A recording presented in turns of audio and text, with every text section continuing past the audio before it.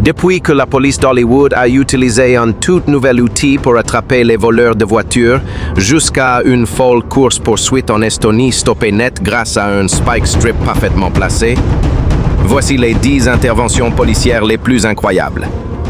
1er mai, Estonie, ville de Geva.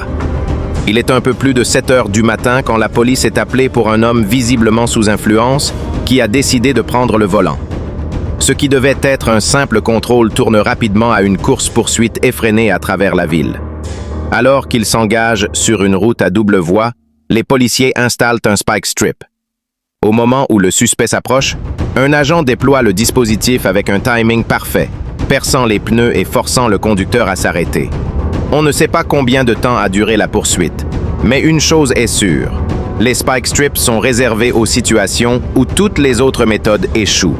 Cette fois encore, leur efficacité a été démontrée. Aux États-Unis, un outil fait parler de lui, le grappler. Le grappler est un dispositif attaché à un pare-choc de voiture de police qui projette un filet pour bloquer les roues arrière du véhicule poursuivi. Sécurisé, rapide et redoutablement efficace.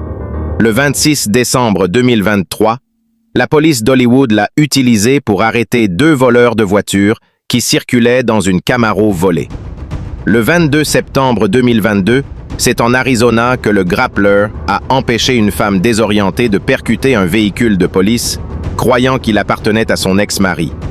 Malgré une marche arrière à plus de 100 km/h, le grappler a mis fin à cette course folle. La femme a été arrêtée pour agression aggravée. Puis en Hyundai, 2 adolescents volent un véhicule.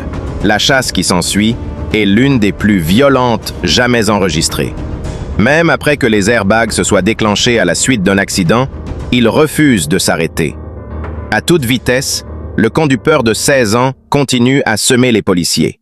À plusieurs reprises, les forces de l'ordre essaient de l'intercepter sans succès. C'est une collision avec un véhicule garé qui finira par mettre fin à cette poursuite. Retour aux États-Unis. Patrick est en fuite au volant d'un truck. La police découvre qu'à l'intérieur, sa femme est retenue en otage. On craint qu'il soit armé. La tension monte. Patrick traverse des zones de grand danger, conduit à contresens, met des vies en péril. Après plusieurs heures, l'unité SWAT décide d'intervenir. Un sniper, équipé d'un fusil de calibre .50, tire sur le moteur du véhicule. Patrick libère sa femme juste avant. Il est arrêté, puis condamné à 7 ans de prison pour tentative de meurtre, désobéissance à la police et enlèvement.